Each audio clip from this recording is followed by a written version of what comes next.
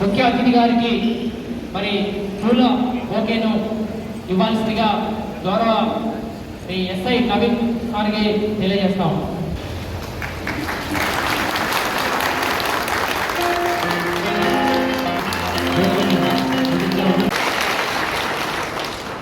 ఈరోజు ముఖ్యంగా పర్టికులర్గా ఆటో డ్రైవర్లకు మీటింగ్ పెడతామని ఎస్పీ గారు ఒక మాట చెప్పడం జరిగింది.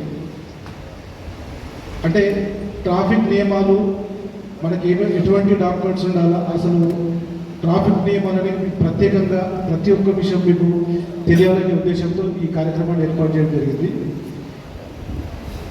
సరే, ఇప్పుడు విషయానికి వస్తే మనం ఇప్పుడు డ్రైవింగ్ చేస్తున్న రోజు మన ప్రొఫెషన్లో భాగంగా డ్రైవింగ్ చేయాలంటే అసలు ఏ అర్హతలు ఉండాలా, మనం నడిపే వెహికల్కు ఎటువంటి డాక్యుమెంట్స్ ఉండాలనేది తెలుసుకుంటే, ఫస్ట్ ఆఫ్ ఆల్ డ్రైవింగ్ చేయాలంటే కంపల్సరీగా 18 సంవత్సరాల వయస్సు పైబడి ఉండాలి. 18 సంవత్సరాల వయస్సు పైబడి ఉండాలి.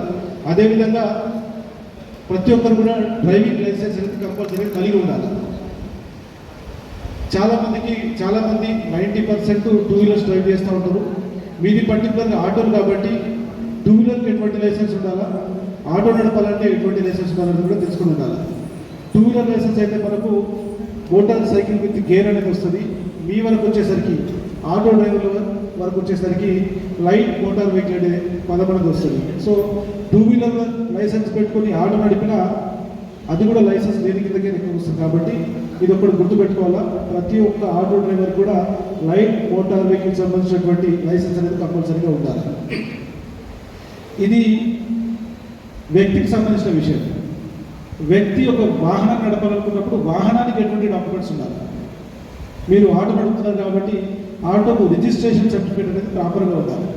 రిజిస్ట్రేషన్ నంబరు, దాని కార్డు ఉండాలా. ఆటోకు ముందున్న వెనకాల కూడా కంపల్సరీగా ఆ నంబర్ అనేది క్లియర్గా కనిపించే విధంగా ఉండాలి. ఆటోకు సంబంధించి ఆ రిజిస్ట్రేషన్ సర్టిఫికేట్ చాలామంది ఇక్కడ లాస్ట్ టైం మీటింగ్ పెట్టినప్పుడు చాలా పాత వెహికల్స్ కూడా ఇంకా నడుపుతూ ఉన్నారు. వాటి యొక్క కాల పరిమితి ఉంటుంది. ఆ కాల పరిమితి దాటిన తర్వాత దానికి సంబంధించి ఎక్స్టెన్షన్ సర్టిఫికేట్ కూడా తీసుకుని ఉండాలి. అప్పుడే ఆ వాహనానికి ఎలిజిబుల్ రోడ్డు మీద తిరగడానికి.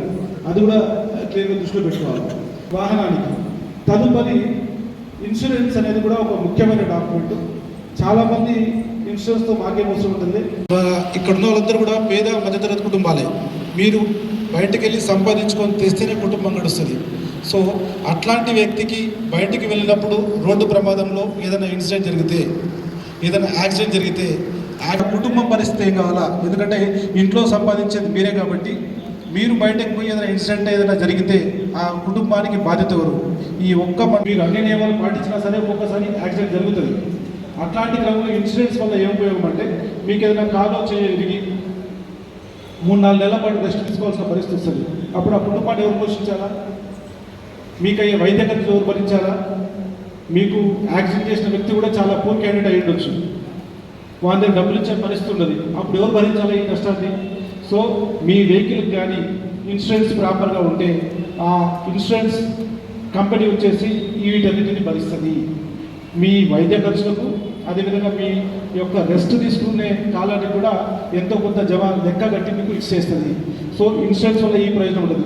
ఒక సంపాదిస్తారు, నెలవారీ మీరు ఎంత సంపాదిస్తారు, మీ సగటు జీవిత వయసు 60 నుంచి 60 సంవత్సరాలు లెక్క కట్టుకొని దానికి సంబంధించి మీ కుటుంబానికి ఒకవేళ మరణం సంబంధిస్తే మీ కుటుంబానికి 5 లక్షలు 10 లక్షలు ఆ ఇన్సూరెన్స్ సంస్థ భరించి మీ కుటుంబం రోడ్డున పడకుండా రక్షించే పరిస్థితి వస్తుంది.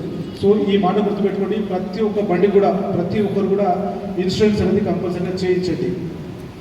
ఉద్దేశం మీ యొక్క భద్రతే మా లక్ష్యం.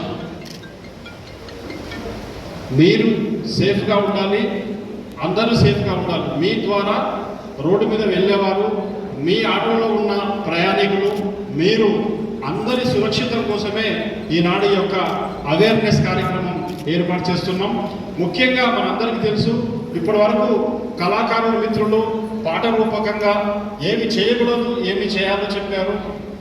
పట్టణ సీఏ గారు ప్రతి రూల్స్ కూడా వివరంగా చెప్పారు. నా వంతుగా నేను ఒక చిన్న విషయాలు మీకు తెలియజేసి ముగిస్తాను.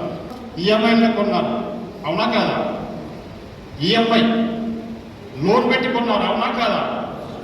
సో మీకేదైనా ప్రమాదం జరిగితే ఈఎంఐ ఆగిపోతుందా? ఆగిపోదా?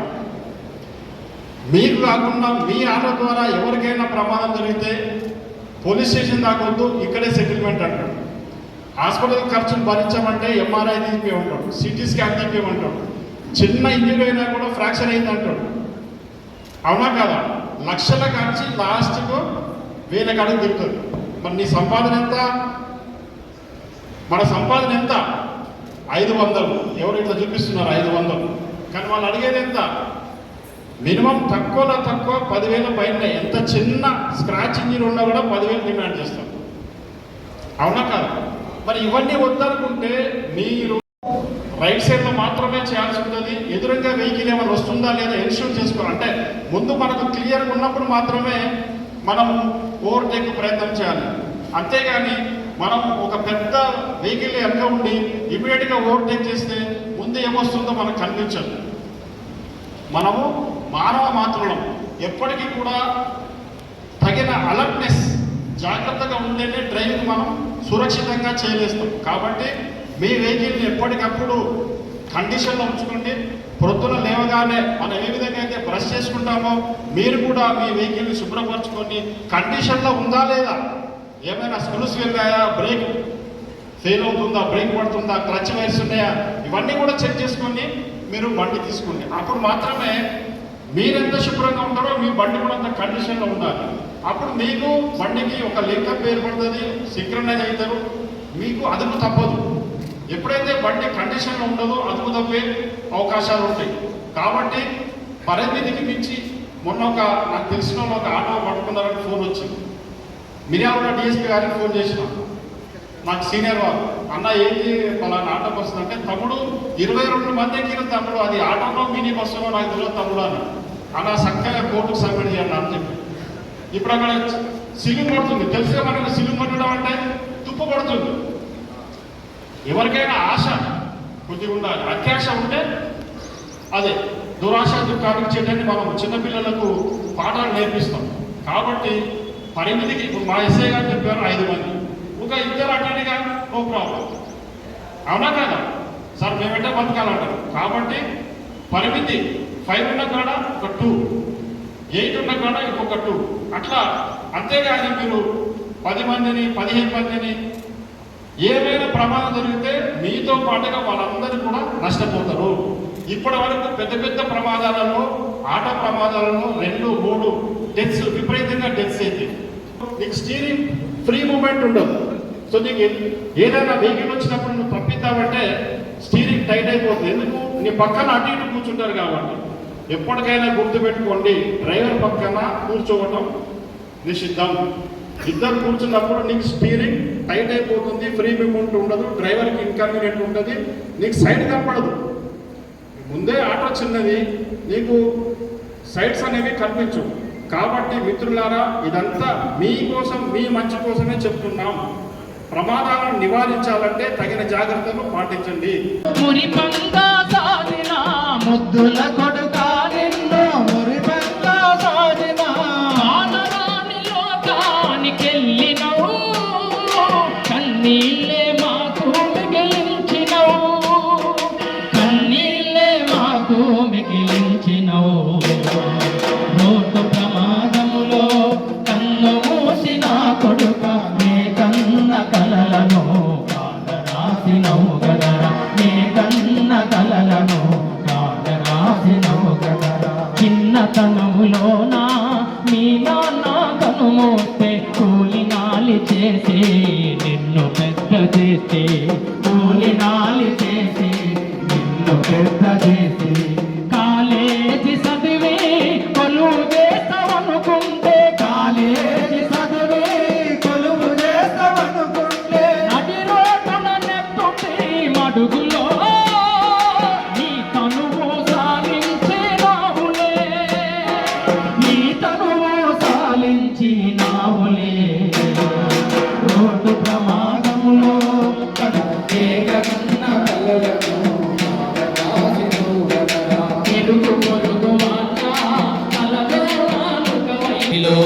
నిలిచినవు, ఎదిగొచ్చిన కొడుక ఏదడిగిన కొని పెడితే, ఎదిగొచ్చిన కొడుక అగ్గి పెడితే ఆటోను దాటబోయి మత్తులో ఎదురొచ్చిన లారిని కొడితివి, ఎదురొచ్చిన లారిని కొడితివి. రోడ్డు ప్రమాదములో కన్ను మూసిన కొడుక ఏ కన్న కలలను రాసినవు గదరా ఏ కన్న కలలను రాసినవు గదరా. ప్రోగ్రామ్ మీరందరినీ ఎందుకు పిలిపించాము అని అంటే, రోడ్డు మీద మన పోలీస్ కాకుండా నెక్స్ట్ డే లేదంటే మన పోలీస్ కింద ఎక్కువ టైం స్పెండ్ చేసేవాళ్ళు మీరేనే. వేరే ప్యాసింజర్స్ లేదంటే వేరే వెహికల్స్ 2 వీలర్స్ కానీ 4 వీలర్స్ కానీ వాళ్ళు ఒక డెస్టినేషన్ సోర్స్ నుంచి ఒక డెస్టినేషన్కి వెళ్ళిపోతారు. బట్ ఎక్కువ టైము రోడ్ పైన ఉండడము ట్రాఫిక్ పోలీసు, మీరు అందరూ ఆటో డ్రైవర్స్. సో దీనికోసం మీకు ఈ రోడ్ సేఫ్టీ గురించి చెప్పడము చాలా ఇంపార్టెంట్.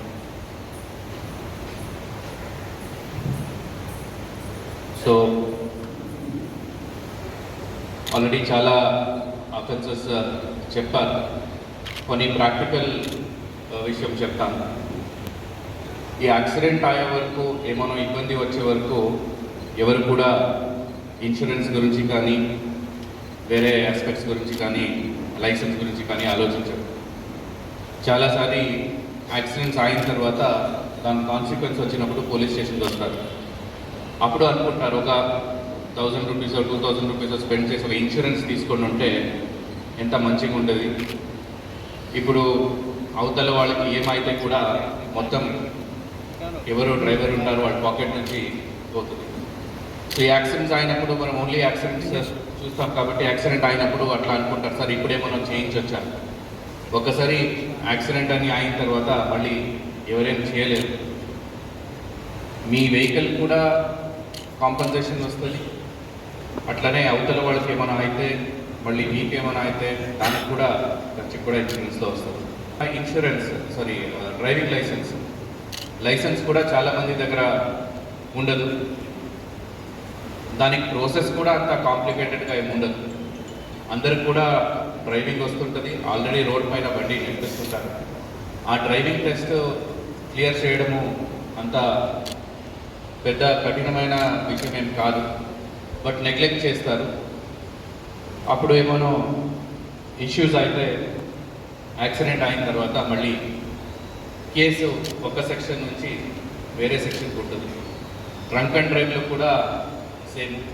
యాక్సిడెంట్ అయ్యే వరకు ఏముండదు, బట్ యాక్సిడెంట్ అయిన తర్వాత మనం పెట్టో సెక్షన్ నార్మల్ యాక్సిడెంట్ అన్నీ కరెక్ట్గా ఉంది యాక్సిడెంట్ ఉంటే 2 years ఇంప్రిజన్మెంట్ ఉంటుంది.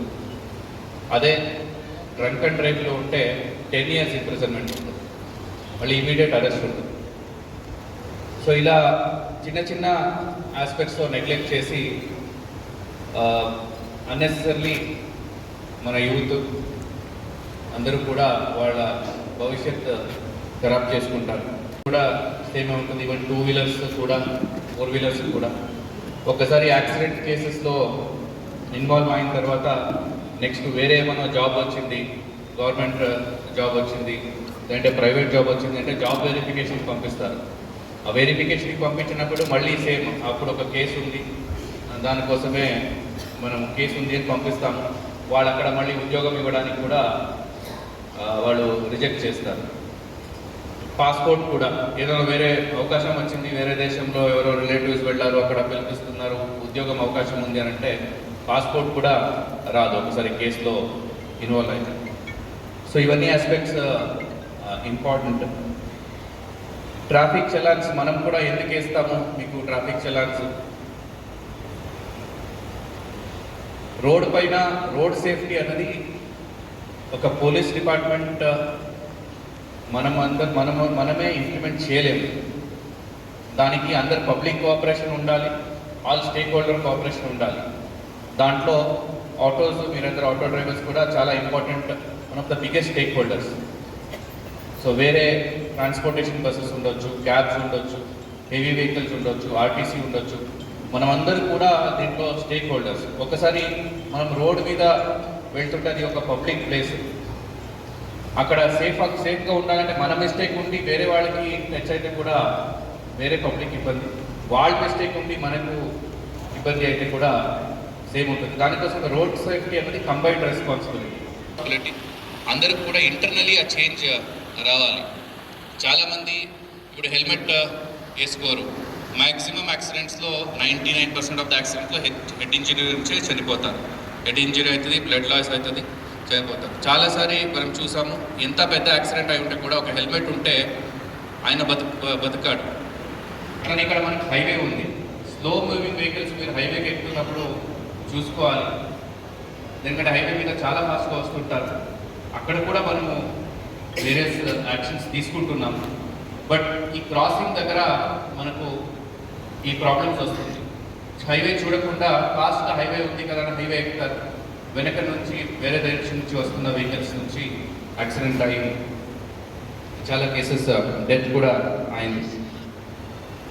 సో మీ లైఫ్ కాకుండా మీ ఫ్యామిలీ లైఫ్ కూడా మీ మీదనే డిపెండ్ అయి ఉంటుంది. అదే కాకుండా ప్యాసింజర్స్ లైఫ్ కూడా మీ మీదనే డిపెండ్ అయి ఉంటుంది. ఒక్కసారి మీ ఆటో ఎక్కారు లేదంటే క్యాబ్ ఎక్కారంటే మీ డ్రైవింగ్ మీద వాళ్ళ లైఫ్ డిపెండ్ అయి ఉంటుంది. సో కేర్ఫుల్గా డ్రైవ్ చేయండి. చెప్తలేదు, ఓన్లీ మీ ఒక 5% మీరు వైలేట్ చేస్తే కూడా ఒక మాట చెప్తారు అందరు. ఇప్పుడు ఎవరో పోలీస్ ఒక్కరు మిస్టేక్ చేస్తే ఏమంటారు, అరే పోలీస్ వాళ్ళు ఇట్లానే, వాళ్ళు అందరూ ఇట్లానే చేస్తారని అంటారు. సేమ్ అట్లనే ఆటోలు కూడా చాలామంది అందరూ ఫాలో చేస్తుంటారు. ఒక 5% ఎవరో చేయకపోతే ఆటో వాళ్ళు అందరూ ఇట్లానే చేస్తారు అని అంటారు. సో